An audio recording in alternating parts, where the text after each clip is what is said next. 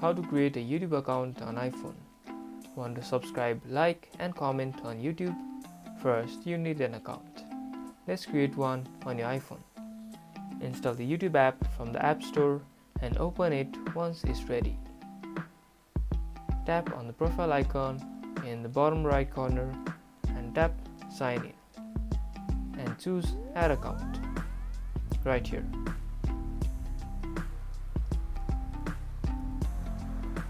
Choose Create Account and fill in your name, email and password and other required information. That's it.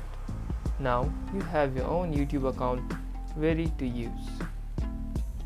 And that's about it.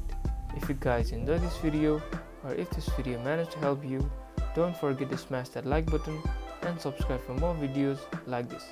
Thank you guys for watching and see you guys in the next tutorial.